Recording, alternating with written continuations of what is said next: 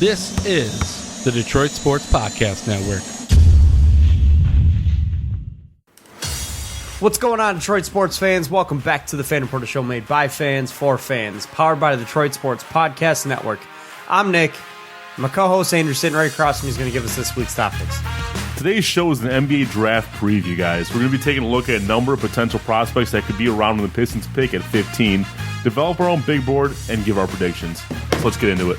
All right. Well, like Andrew mentioned, we're going to be going through some draft prospects here, specifically for the Pistons. Guys we've seen mock to them, guys that we'd like to see go to them, guys that legitimately they'd have a shot at. We're not. I mean, we don't we're love to not, see Jarrett Culver get here, but we're not going to talk about Jarrett Culver. We're not going to talk about Cam Reddish or R.J. Barrett or definitely not Zion or John Morant. Even though Darius Garland would be really nice, but that ain't going to happen either. Yeah. And DeAndre Hunter. One can dream. But so we are going to be talking about guys that primarily we've seen mocked to the Pistons or mocked even a little bit later, and some of them even a little bit earlier that we've seen fluctuate quite a bit. One of those being Kevin Porter Jr., for example. That's a guy I've seen quite literally in and out of the first round, all the way up to like 10, all the way back to I saw like him at 22 40 today. I've seen him as far back as 40. Yeah. So I haven't seen that far. I've seen him as far back into the second round. Yeah. So I mean, he's a guy that we'll talk about amongst others. But who do we want to start with today? Do we want to start with? We can start with Kevin Porter. Want to start with Kevin Porter? Since you All right, brought that him works for me. Andrew, go ahead and take it away. Yeah, I got you. So Kevin Porter Jr., guard out of USC. He's about 6'5", 6'6", with a 6'9" wingspan, 213 pounds. So he's got a really good frame for an NBA 2 guard. But he's also, one of the biggest things that he brings with him is he is a gifted scorer, and he finds his way to the rim. He's kind of like D-Wade in the sense where he's very crafty getting to He's the rim. a very strong isolation player also, which kind of lends to the D-Wade comparisons. Another NBA comparison that he tends to draw is Deshaun Stevenson. I don't know if you remember him. Oh, yeah, absolutely. But he handles the ball well. He's got combo guard potential because of his size. Yep. He's got an ability to nail a step-back jumper, and he's got potential to be a good shooter as well. He shot 41.2% from three-point range. Absolutely. It's something the Pistons would really need. And this guy also has some pretty good passing instincts, and he's a willing passer, too. He likes to create for others. He's also a pretty good rebounder, a decent shot blocker. Like, he can do a lot for his position. He kind of really seems to find a way to get to the basketball, whether it's in his hands or not. And he uses his quickness and aggressiveness to be able to do that. He's got great ups. He's able to get up and explode to the rim very effectively. Good in transitioning. He does a good job finishing around the rim. I mean, there's a lot to like about this guy. He does have the tools to be a good NBA defender as well. Yeah, he has that agility, that strength that you look for. He just needs to make sure that he stays locked in with his fundamentals. Correct. Biggest knocks against him, and one of the big reasons we've seen him fluctuate so much is he's got pretty poor decision making. When it comes to his shot selection, Both on and off the court. Yes. When it comes to his shot selection, he has a lot of issues making the right play. Yeah. He forces a lot of shots. And he makes bad passes. He allows his emotions to take control of him with the ball in his hands, and it causes him to get out of control. And not just on offense. You know, sort of on defense, he tends to get caught looking at the ball instead of trying to follow his man, and then lets his man get behind him and get loose. So that's something that it's a fairly common issue with some college players coming in the NBA. So that's something I would hope could get fixed in the NBA, and I think should be able to get fixed in the NBA. Another thing to really kind of, I guess it's a worry, is the fact that you don't have as big of a sample size with this one and done as you do with most of them. He only played 22 minutes a game as a freshman at USC. A lot of the one and dones that we talk about are guys that started and played most of the games that they were in. And he was suspended indefinitely as well. But the sample size is quite a bit smaller, so some of these numbers may be fluctuated due to the fact that he didn't play as much as some of these other guys are out there. You could also say that they dipped a little bit, but that's less likely. So there are a lot of question marks with him. He lacks discipline, focus. He struggles when he's not in a structured environment. Not saying the NBA wouldn't be a structured environment or the Pistons wouldn't be a structured environment, but if he allows himself to get out and make bad decisions on and off the floor, you're going to see a guy who becomes more of a problem than he is a benefactor, a beneficiary on the floor. And I will say, I think a big reason why you've been seeing his draft stock so volatile lately, I think you can almost 90% peg it on the maturity concerns on the on and off the floor. maturity. Absolutely, it's the decision making on and off the floor that has been the biggest question mark with him. And you want to see he's a guy who's going to have to nail his pre-draft interviews, which a lot of teams don't often disclose their pre-draft interview process because they don't want to. If it goes well, they don't want to raise the guy's stock. They want him to be there for them. Mm-hmm. So you're not going to really find out how his pre-draft process went until the draft, and you may surprisingly see him go somewhere like 12, 13. I have him 13 the Heat. I actually have him in my first mock draft. I actually had him going to the Pistons. Mm-hmm. I did have the Pistons taking him in that 15 spot. Mm-hmm. But yeah, he's a player I would like to see, but he's obviously got big question marks in terms of, is he able to stay focused and stay out of trouble? Mm-hmm. Granted, this city is not, city of Detroit is not New York or Vegas or LA or Miami where trouble is easy to get into. Granted, Detroit is still an easy city to get into trouble. Yeah. But it's not, it doesn't come and find you as much as it does in some of the other bigger markets out there. Mm-hmm. But I mean, in terms of pure basketball abilities, the guy's got what the Pistons need. Exactly. He's a scorer. Mm-hmm. He's got a nose for the basketball. He's able to make plays with the ball in his hands, and that's something that the Pistons seriously lack on the offensive side of their game. They really don't have a guy who's able to create his own shot with effectiveness, with consistency. Reggie Jackson has shown an ability, but not consistent ability. Andre Drummond, he's primarily a guy who's a putback guy. Yeah. Blake Griffin can create his own shot, but he's only been here a couple of years, a year and a half, and we've only had him for one full season and hardly at all last year. So, there's still question marks in terms of injury possibilities there. You need more than one guy that's able to create a shot for himself and score the ball. And right now we got Blake. We need to add one more to that, and Kevin Porter can be that guy. And coming as a guy who's able to play a two-way or a combo guard, that's also going to be extremely important in the Pistons system, just because of in Dwayne Cade's system, just because of the fact that we don't have a lot of depth at guards, especially at point guard. If he's able to play minutes with Bruce Brown, or if he's able to play minutes with Luke Kennard, that makes things even better, because then we're able to use multiple scoring threats on the floor off the bench, especially. Yeah, absolutely. And that's where we'd probably come in to start the year if you were to be drafted by the Pistons, is kind of that bench spark plug. It's kind of what you see him slotting in at first, at least. Especially if they're going to continue to roll with Bruce Brown as the starting two for his defensive abilities. Mm-hmm. I will tell you, I don't think Luke Kennard works with Blake Griffin and Drummond on the floor. We saw a lot of that struggle, especially in the playoffs, where just Luke's not able to get a shot. Mm-hmm. There's not enough ball to go around for him to get his shot and able to do what he needs to do with the basketball to score, and you need him shooting. Mm-hmm. I think with Kevin, if you put him with Kevin Porter, there's enough ball to go around between the two of them where they're going to be the primary scorers off the bench, and that system would work. Mm-hmm. And I think they'll need to, because we don't have any other scorers off the bench. Exactly. Let's move on to another guard, Romeo Langford, guard out of Indiana. He's also 6'6", has a 6'11 wingspan, 215. So another guard with really good size. Great length. His biggest calling card is his defense. He has really strong defensive upside due to that strong body that we just talked about, and his athleticism. He's very athletic. He can switch on screens. He can guard anywhere from 1 to 3. He's a little too small to guard a 4, and that wingspan would help. But as far as I think he get bullied around by a 4. Yeah. As far as his offense ability, that's where the concern lies. He has the scoring instincts, but he's very aggressive. He's quick. He's able to get to the rim. His playmaking ability is just the shot. His actual shooting form is garbage. Yeah. It's ugly. I mean, you thought Lonzo Ball's shooting form was bad. Yeah. This dude's is straight ugly. I mean, he only hit 27% of three-pointers last year. Mm-hmm. That ain't going to help the Pistons' woes from outside very much. No. Well, part of his shooting form is the fact that he never sets his feet the same way on the shot. But another part of the shooting form it's mechanical.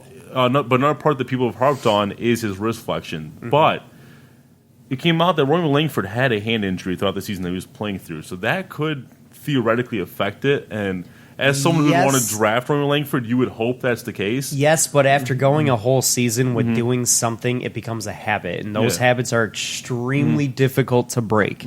Even going into the league, those habits are very difficult to break, and that wrist flexion may just have become a thing in his game. You would hope not. I mean, he's been saying too that it was a hand injury that caused him to wonderful. so poorly, He's been doing it for a year now. Yeah. That tends to be something that becomes a habit at that point, and a hard habit to break because it's muscle memory that he's ingrained into his brain.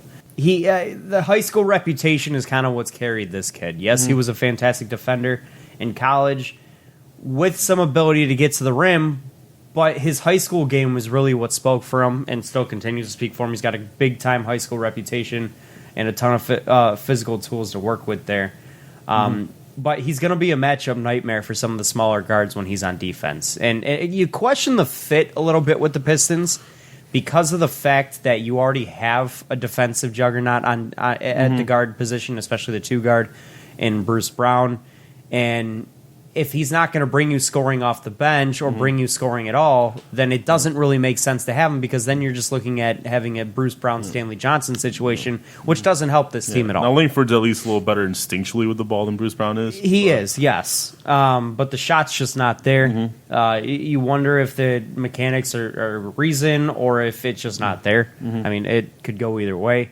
I don't know that I see enough in his offensive game to say that he's ever going to be a real scoring threat in the NBA. Yeah. He's got some ability to get to the rim, but I don't see him ever, averaging into the 15, 16, 18 points a game number that the Pistons kind of so desperately do need. They don't have anybody besides Blake in that realm. And Drummond occasionally. But that's not a guy who's creating his own shot, and that's what the Pistons need. Defense is great. Defense is lovely. He has the ability to develop into a 3-and-D player, but that shot's got to change, and that shot's got to start, going in. He's got the ability, and the defense is wonderful, but we have a defensive guy already, and whereas in the terms of Bruce Brown, we know what we've got with him on the defensive end, and the doors are still.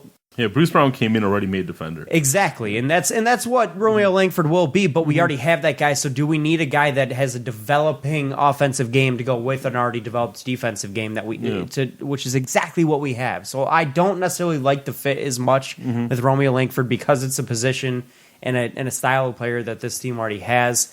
Yes, those guys are nice to have, but that still doesn't fill the need of a big-time scorer. Yeah. And I think you're going to see a lot of that with some of the other guys we're talking about too, as far as basically repeating what we already have. I do one last thing I want to point out with Romeo Langford. He did average 16.5 points in Indiana, but a lot of that was his attacking ability, his ability it was to volume create around also. the basket. He scored the ball a lot for them. He had to. Yeah. That was a team that started the season very slow. Seemed to be Michigan State's kryptonite, but started the season very slow. And then I remember them, kind of picking it up a little bit and starting to make a little bit of a name for themselves. I don't think they made the tournament, though. Which for a Big Ten Indiana team, that's not exactly a good thing. So they definitely didn't have a lot of talent on that team. Romeo Langford is obviously the best of the bunch from what I've seen. So let's move on to forward from North Carolina, Nasir Little. Now, this guy coming out of high school was a super highly touted prospect. Did you say a 4 or a forward? Forward. Okay. I was going to say, because he is not a 4. Not a 4. So, coming out of high school, he was projected to be one and done. Projected to be one and done with being a top 5 pick in the draft. Absolutely. But he had a pretty underwhelming year in North Carolina. He was supposed to be a 3-and-D guy, but the 3 was kind of missing. The D wasn't, but this dude's a fantastic defender. Also, he's a 6'6" freshman, small forward.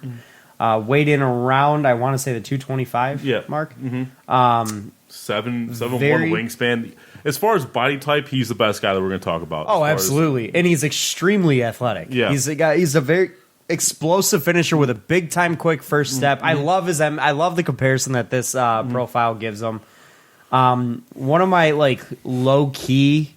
I loved watching this guy play back in the day, Gerald Wallace. Oh, yeah. I loved watching Gerald Wallace play. Dude, nobody talked about him, but dude had game. Are we going to get a dunk contest appearance out of him then? I honestly think Nasir Little's a guy that you could see a dunk contest appearance out of him. But with this guy, because of his length at 7'1", dude's got an 8'9" standing reach. By the way, he's a very high energy finisher with a quick first step. Very active on defense. Really aggressive. Also plays the passing lanes, which in the NBA can get you into some trouble. Yeah, you can make some mistakes there and have some guys beat you if you don't get it. He's just a guy that he's able to get to the rim, and that's something that you can argue the Pistons do need in that respect.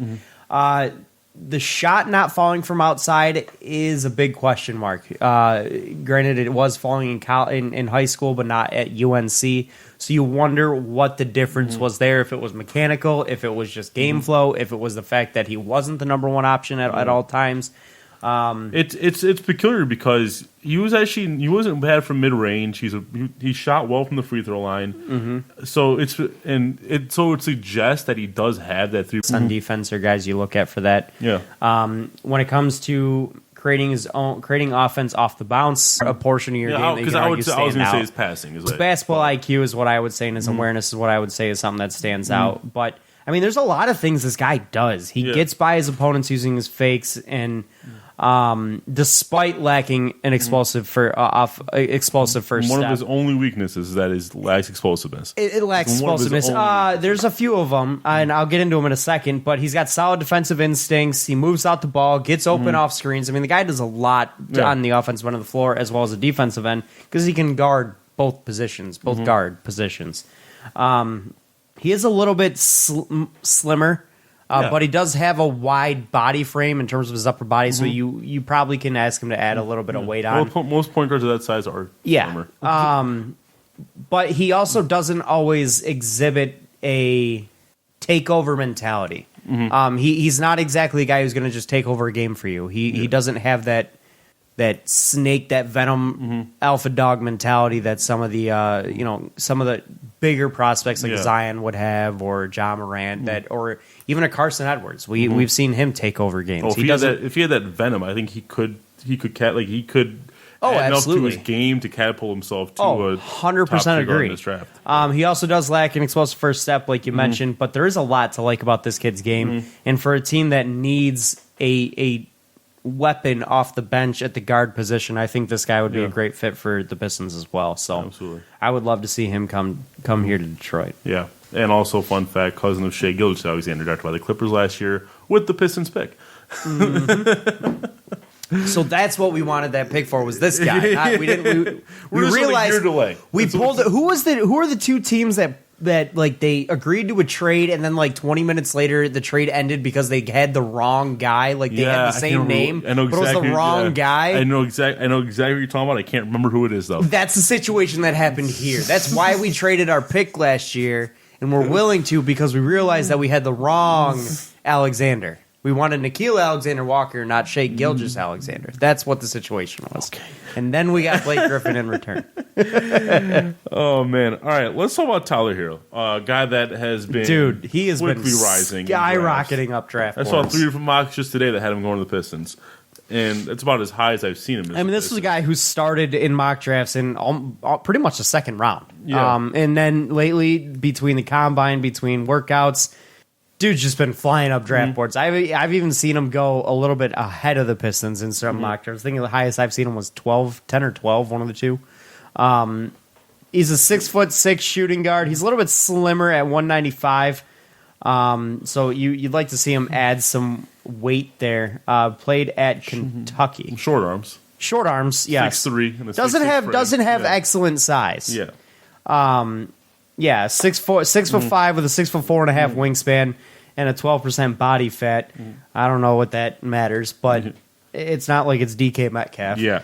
But this is a guy that coming out of high school, he was pegged as just strictly a shooter, like your typical and he is a big time shooter. There's no question about that. He is a big time shooter. But what he was able to do in Kentucky was show that he's so much more than just a shooter. He showed that 2-way ability that you look for. He models his game after Devin Booker. You wonder about the defensive abilities just because of the lack of length there. Length is something that's become so important in the NBA, especially at the guard positions, that you wonder if he's able to guard even some guards in the NBA. He does, he's 6'5", with less than a 6'5" wingspan. Yeah. Some of these 2 guards and 1 point, 1 guard and 2 guard. I mean, we just talked about a guy with a 7'1" wingspan at 6'6". Yeah. So there may be a lack of ability to guard the NBA type length there. But the positive there is, unlike a lot of other guys in his play style or supposed play style coming into college, he's really aggressive on the defensive end. And he's really competitive on the defensive end. A lot of times, that gets you pretty far. Being willing to get after it, play after play. But when you lack size and length like that, you have to, your decision making. Your decision making has to be twofold. Aggressiveness won't get you there. Yeah, now 6'6", 192, you have ability to add some weight to that frame, you do. too. So that could help you against bigger, stronger guys. The length is definitely concerning for me on both sides of the floor, to be honest with you, because a lack of length on the offensive end when you're a shooter means you're more likely to get your shot blocked. Guys with the longer arms are able to reach in a little bit on you and poke the ball away. I mean, there's question marks there, and lack of length in today's game is something that is a big-time question mark. He draws comparisons to Joe Harris, this past year's three-point shooting champion. And that's fairly consistent. I mean, he is a lights-out shooter from outside. He's an excellent shooter, and he sets up defenders well running off screens. He moves without the ball. Yeah. That's one thing we like about him is his off-ball movement. Yes, absolutely. Very effective off-ball movement, and it gives him enough space that he doesn't necessarily need the length because he'll have the space to shoot over some longer defenders. But a couple interesting aspects that separate him from a guy like Joe Harris, though, is the fact that he's also a really intelligent passer and a really good passer, as well as a really crafty finisher in the interior, too, which is not something we saw that often from Joe Harris this year. No. So I think a lot of that stuff a lot of these added things that you saw in college that scouts are not realizing is a lot of the reason he's rising in draft boards, and the fact that I'm pretty sure he's killing his workouts, because we're not hearing anything. He is killing obviously, his workouts, but you would assume that he's been shooting lights out. He's been shooting the lights out of the gym. So one of the other things that may give you some concern on Tyler Hero in terms of the defensive end is he doesn't really have very much lateral quickness. He doesn't move side to side very quickly.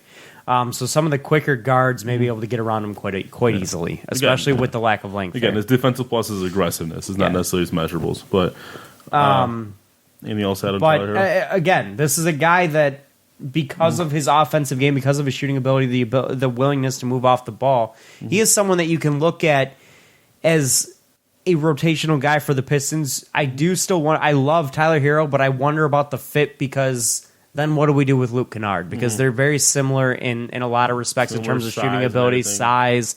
I think Kennard's got a little bit more length. Tyler Hero just has a little more aspects to his game that Luke Kennard doesn't. But Luke Kennard has developed something this past season that we didn't expect him to, which is the ability to score off the dribble, off the bounce, and create his own shot. Yeah. That's something that we didn't expect him to be able to do, that he did very effectively this year and really showed an ability there. I do wonder about the fit, having both of those guys on your roster, and honestly, I don't know what you can start either one of them. So I don't know that this is quite a good fit for the Pistons at 15, just because of the fact that I don't know that there's a very comfortable fit for him in the system. Yeah. Now let's talk about another guy that's kind of been all over draft boards, in Rui Hachimura, the junior out of Gonzaga. Dude, he's been everywhere. Yeah, that's what I'm saying. He's a 6'8" forward, 230, 7'2" wingspan. So he has really, really good size for a forward. Excellent size. He's a versatile scorer, and there's a lot in his game that translates to the NBA.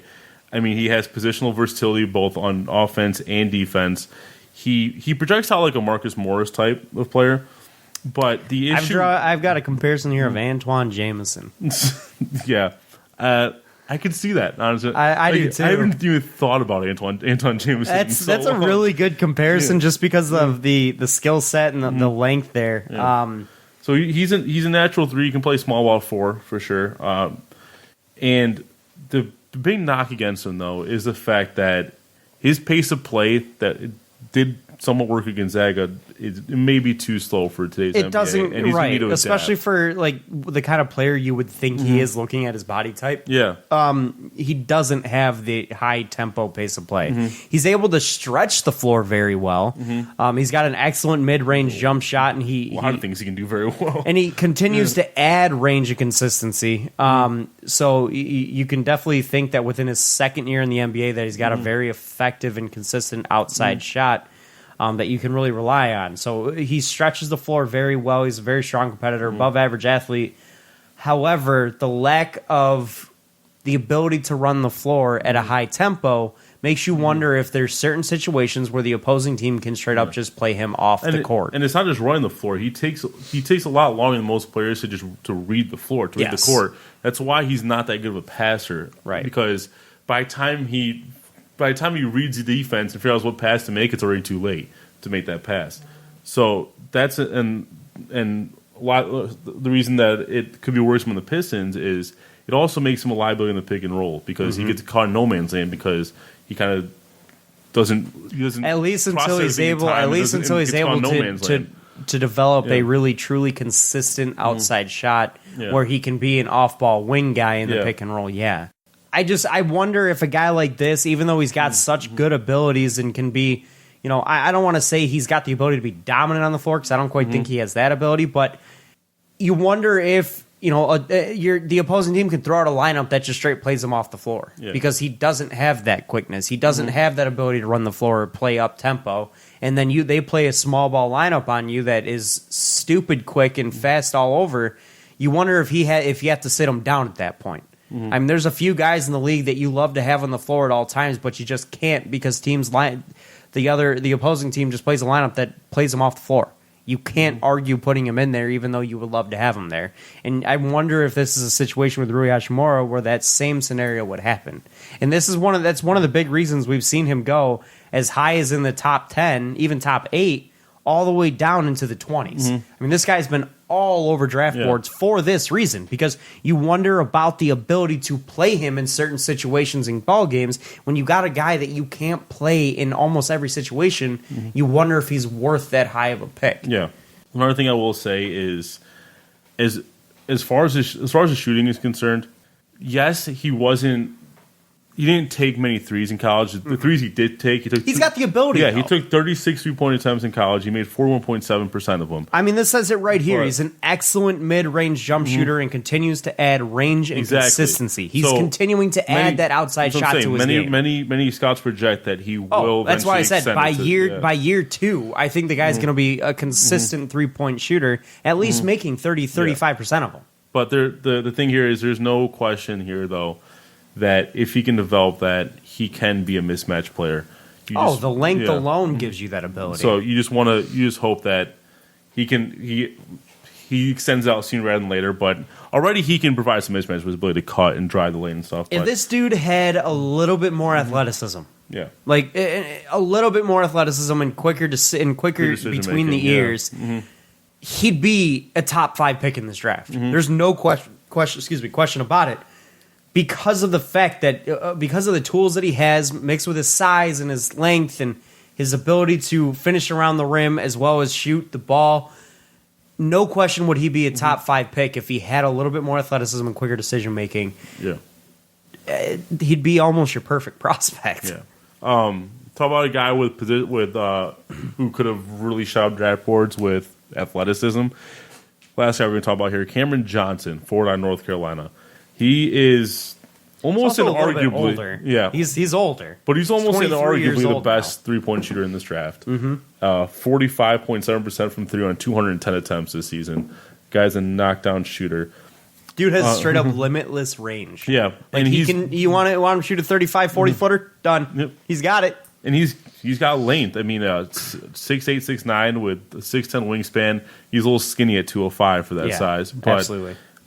Takes out the ability for him to guard the 4. He's going to have to play the 3. Yeah. And he doesn't need to be he doesn't need to be the ball dominant guy. He's glad playing off ball, being 2 or 3 number 2. I mean, you have to when you play alongside Kobe White. Yeah. And he projects with his length at least to be a solid defender. He does resist fouls a lot, so he's a really smart defender, and he's really got good, really off-ball awareness. You do wonder just want about to add a little bit of muscle. You do wonder about the long-term durability with him because of the fact that he did have off-season hip surgery, which actually helped him improve his mobility. But you wonder if that's going to be something you got to watch out for. And it's not just a surgery. I mean, he did get banged up quite a bit during games in college. Right. But if he had that athleticism, it would be a game changer. Oh, absolutely. Anytime you put out there a lights-out shooter that has extreme athleticism and is able to get to the rim with the ball in his hands, I mean, that's a scary combination to have right there. As long as he adds 20 pounds to that frame. Yeah. But, I mean, just knowing what we have here with the lights-out shooting ability and his size, I mean, there's a lot of positives to go off of there. And actually, this is a guy that I'd love to see the Pistons grab at 15 if he gets there. Yeah. Just because of the fact... He almost certainly will be there. Is he? Yeah. Okay. Just because of the fact that he is a lights-out shooter from outside, which is something the Pistons so desperately need. He's got good length. I feel like I just jinxed that. I should knock on wood. Yeah, for real. Able to play the wing very effectively at the 3, and if he adds some body mass, maybe even the 4.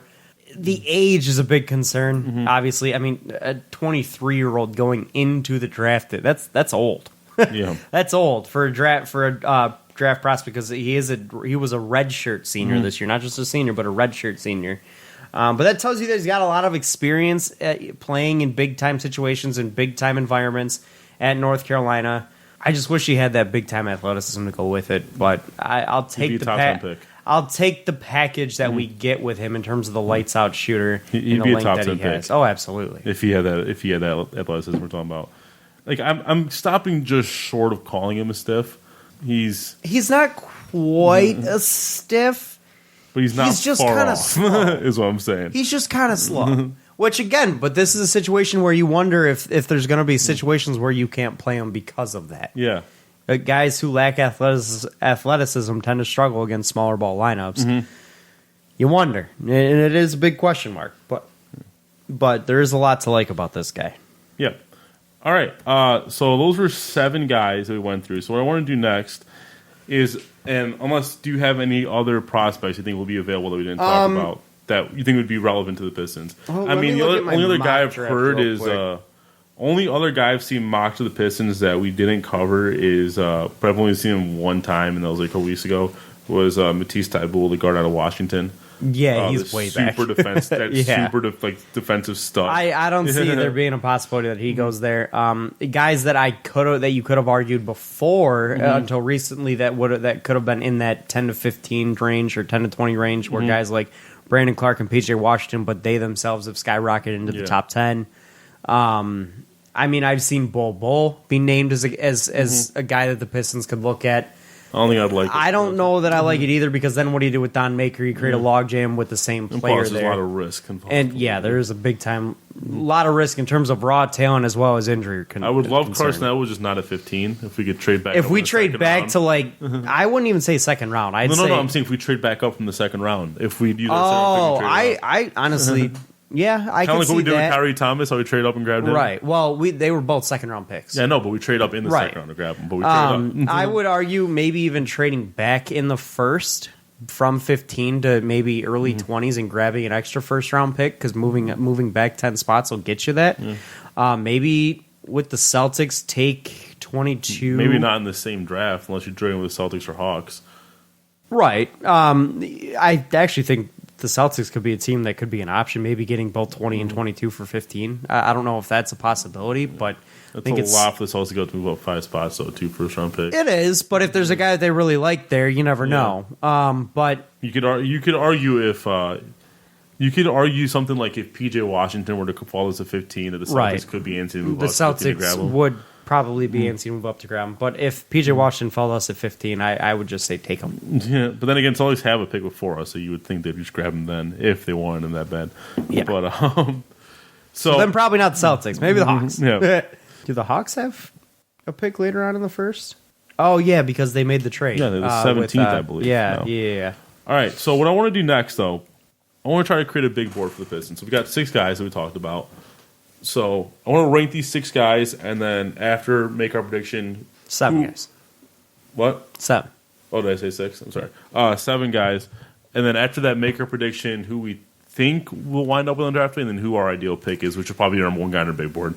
So let's start. Let's start with the top. Who's your top guy that we talked about? Favorite prospect that we talked about. It's kind of tough talking about guys like this because they're so give and take. Yeah, there's so many. There's not that much separation between these guys for me. I'm gonna say. I could start off if you want. Yeah, go ahead. I got 2 guys I'm really looking at, but go ahead. My favorite is probably Nickeil Alexander-Walker. I think That's he's one the of guy the guys that I was looking at. I think he's the guy that projects with he's one of the lowest risk guys at a position in need. Because at the very minimum, he can be our top backup point guard until at least until Reggie leaves. So I would really like to see. I would really like him. But then I'm gonna go with my next guy here. I like the Nickeil Alexander-Walker. I do think it like we mentioned, there's a lot of need there, and he is a low risk guy. My next one, since we went low risk with the first, I'm going high risk with the second. Okay, this guy with a big time ceiling. Didn't get quite the opportunity we hoped for. Was a big time player coming out of high school. Is Nasir Little, and it's definite fit. Of need here. The need is extreme at the wing position. That's what Nasir Little gives you with explosiveness, with an ability to make plays. So I think Nasir Little would be a big time pick for the Pistons at 15. And then for 3, I'm between 2 guys at 3. I'm between Kevin Porter Jr. and Tyler Hero at 3. I'm leaning Kevin Porter Jr. though.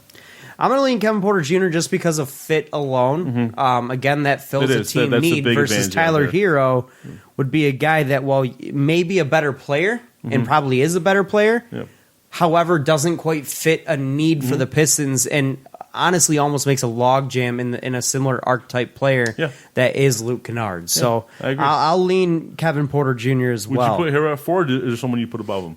I'll put Hero at 4. I like him a little bit better than Cameron Johnson and Rui Hachimura. I like Hero's ability a lot, and the fact that he's obviously killed his workouts, killed his meetings, and just killed everything that has to do with his pre-draft workouts and everything that has caused him to skyrocket up draft boards. So there's obviously a lot to like with Tyler Hero there. All right, this is where it starts to get dicey. 3 very, very different players here left on the board. I will go with Romeo Langford, Rui Hachimura, and Cameron Johnson. I will go in order. Rui Hachimura with my next one. Excuse me again. With this player, man, I'm going to lean Cameron Johnson. I go Cameron Johnson because I do worry about the fit with Rui Hachimura because of the fact that at least initially it's going to clog the paint. Right. I'm going to go with Cameron Johnson because everybody loves a lights out shooter. Yeah. Honestly, I might even like him a little bit more than Tyler Hero because he is a guy that you can play on the wing. He is a better shooter, and you can play him on the wing, unlike Tyler Hero. Drummond did say that he did let it leak during the when he was at the Grand Prix when he was supposed to be a Grand Marshal at the Belle Isle Grand Prix. He did let it leak that there were a couple guys that were looking at some tall wing players. So that Cameron Johnson fit that bill. That. So does technically so does Romeo Langford. Yeah. Yikes. Well, if Romeo Langford fits it, then so does Kevin Porter, and so does Nasir Little. So. Yeah, but Nasir Little definitely fits in that tall... Well, they're all like 6'6", 6'7". I mean, they're all around the same size. I would say Nasir Little definitely fits into that tall wing-type player. Kevin Porter's not necessarily a wing as much, but I'll go Cameron Johnson just because of the shooting ability. Again, Pistons need shooting, and this guy brings it in bunches. I agree. So I'll take him over Rui Hachimura. And then I'll go Rui Hachimura. And then Langford's your last? I do not want Langford. I'll be straight up honest with you. I would cry if the Pistons took Romeo Langford. I'd actually... that is the only time I'd take Langford or Hachimura just because... You take that back. Just because I think he'll be a more serviceable 2 than we have now. But how? Dude can't shoot. Well, he can at least attack better than Bruce Brown can.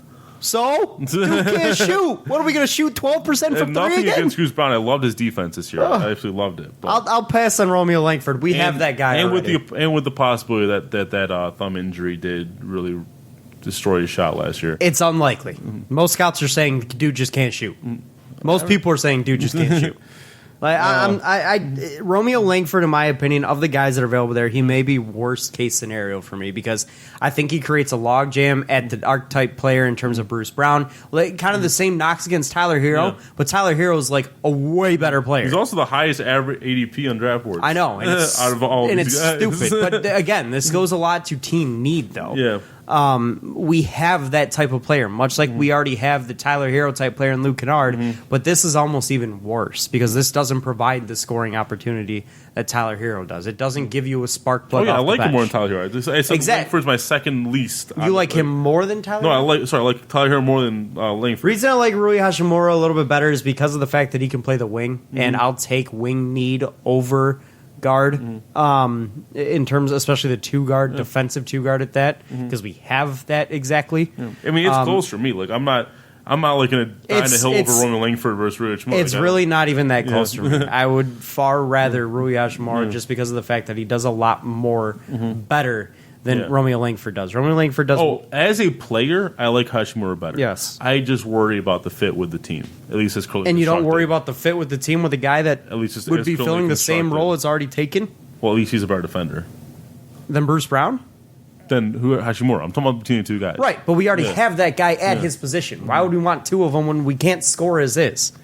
Well, that's where Langford comes I don't see where, but Romeo Langford can't score. That's the problem. What? Because no one else did.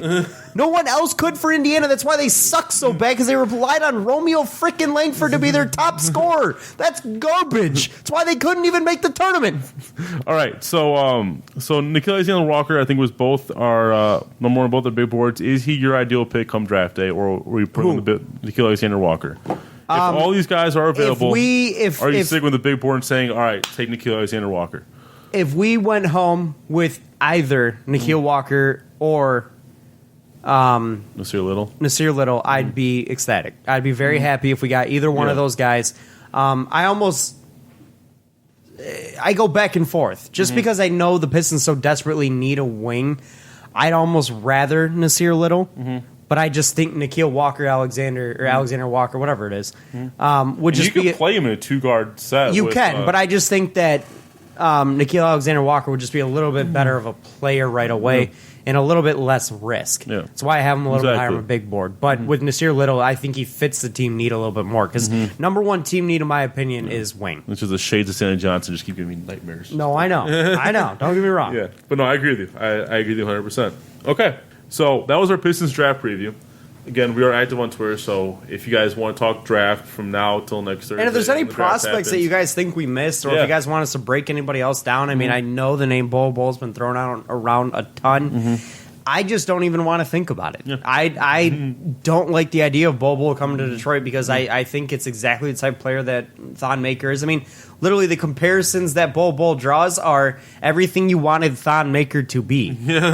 Like, that worries me because we already have that. I've seen so many like funny like comparisons for our players. Like one of my favorites. Is there really a comparison for a 7'6" guy who could shoot and dribble the ball? I mean, there's not. One of my favorites. I like Rui Hashimura, and I think this one's brutal. Is watch Carmelo Anthony. Oh God! I'm like, come on. You know what? That's a segment that we should. I've seen do. Stuckey for Kevin Porter. I've seen that one a lot. Stuckey for Kevin Porter is one I've seen a lot. I've actually seen a lot of Pistons fans have kind of really like Stuckey. I don't know why. Dude was a turnover machine. Like, dude touched basketball. Other team has basketball now. Yeah, he could score on a team with 0 other scorers. Yeah, exactly. Wonderful. That's the same argument for Romeo Langford at Indiana. Those were dark days, Nicholas, all right? Very. I mean, we're kind of still in dark days. But very. Well, I'll take these days over those. I would, yeah. I definitely would. The days of starting Nazir Muhammad, Joel Anthony at center. Yikes. Joel Anthony. I remember that's a name right there. I remember that dude. Or Jason Maxiel. Jason Maxiel. He's now punching Chinese people over on basketball courts. He's playing in the 3-on-3 league. Is he really? Yeah, I thought he was still playing overseas in China. Well, he's playing the Big 3 Did he get kicked out of that league because of that brawl he started? I don't know. I couldn't tell you. I don't follow Chinese basketball. Did you ever see that? Oh, I saw that when he chased the guy on the court. Chase the guy off the floor. Dude, come on. You can't do that. Yeah. Like, you're overseas playing in another country's league. Like, I get that you were a big-time NBA player, which you sucked. But, like, you can't start just, like, run after people. I appreciate the energy you brought. The Chinese league is like a well-respected league in the world. Like, you can't go and ruin your... If you can't make it in the Chinese league, how are you ever going to make it anywhere? Anyway. What are you going to go play in with the Ball brothers over in Lithuania? Anyway. I mean, come on, man. Speaking of which, did you see LaMelo Ball at the Drew League? Yeah, he made his debut in the Drew League. 25 points, and I've seen anywhere from 5 to 11 assists. I don't know which one's actually true. Legend. I don't know which one's actually true. Rumor actually has it, though. Dude's 6'8.5" now. Oh, damn. Yeah, like, apparently dude's, like, shot That's up good. big time. He seriously has to work on his shooting form, though. He shoots from his hip. It, like, comes down here like he's loading up, and it just, like, it's ugly. But he makes it, unlike his brother. I wonder if we'll see the resurgence of LeVar Ball trying to come draft time, I bet you we will. I mean, he's going to probably play in the G League, if I had to guess. Because he's obviously just graduating high school, so he's obviously got to wait a year. But G League is a definite possibility, so is playing overseas. I know some team overseas also was looking at LiAngelo Ball. Honestly, I know, like, I'm not a big fan of the Ball boys, all right? I like Lonzo because he's got game, because I think the dude's got game. I think LaMelo actually could be the best out of all of them because I think his offensive game is, like, lights out, and he can play defense if he fixes his shot. But, like, LiAngelo's the quiet one that annoys you the least. I almost kind of feel bad for him, but at the same time, it was total self-destructiveness because of what he did over in, was it China? Where he got arrested over there? Yeah. I'll tell you right now, that's the reason he wasn't drafted. Yeah. I'll tell you right now, that's a big reason he wasn't drafted, was the theft thing that he did overseas. China. Because he probably would have just coasted himself into a late draft pick from a team that just said, screw it. I'll draft the ball boy for the noise. You know, get someone talking about our team, and let's see what happens if the kid's able to play. Yeah. But I don't know if we'll ever get another shot. I'll be honest with you. I don't think so. I don't either. But dude, LaMelo Ball has kind of got some game. Yeah. He may be a guy to watch out for someday. We'll see. All right. Anyway, back to trying to end the show. I just had to talk about the balls. All right, we go live. Big ball is up in here. We go live every Monday and Thursday. Oh man.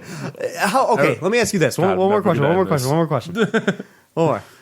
Do you or do you not want to see the Balls return in terms of being in the limelight? Do you want to see LeVar Ball talking again? No, it was annoying as hell. I'll tell you straight up. I'll be honest with you. I kind of do because it was funny. It was funny as hell to watch this man just be ridiculous. Annoyed the crap out of me. And just be absolutely nuts. And have you seen the other kid, that Newman kid, Julian Newman? His dad's every bit as bad. Oh, no, I haven't seen this. He's just like...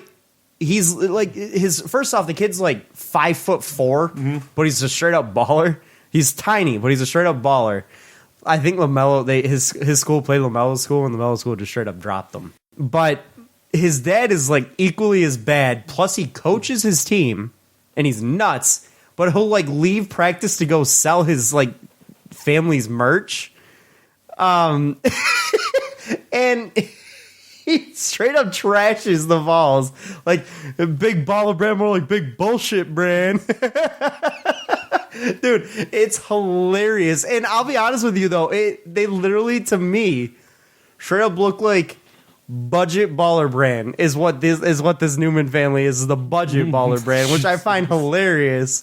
But they can't use the triple B initials, though. No. Well, the BB's gone. Oh, true. BB's gone. Maybe they sold the copper in those. I bet you they still do. But you do with those. I'll be honest, I kind of do want to see LeVar Ball talking again just because it was so funny and entertaining. Like, dude, we got like 5 topics on the live show that people talked about. Yeah. He was so how many dads do you know who can do that? He was so annoying. If I'm a stand-up comedian, annoying, yes. Hilarious, absolutely. All right. So again, we go live every Monday, Thursday, 8 p.m. Eastern, including tonight. www.twitch.tv/The Fan Report, where we talk about range of stuff, national sports. We're going to be talking about E3 today, movies. So yeah, check us out. But that's the pod. And hit us up on Twitter at RealFanReport. You can talk about the draft, talk about Pistons, talk about Tigers, Wings, doesn't matter. We'll talk to you guys about anything Detroit sports or any sports at all. I mean, hell, if you want fantasy football talk, we'll bring that too. We talk about a lot about fantasy football on the live show. Yeah. So just bring it to us. Follow us there. We love to follow back as well. We love to interact with you guys. So hit us up there. Thanks to Detroit Sports Podcast once again. Andrew, thank you for joining me. Thank you, Nick. And we will catch you guys next week. Also, if you guys want to do maybe a little bit of a collab with us, a little bit of a collab on the podcast, you want to be a guest, just let us know.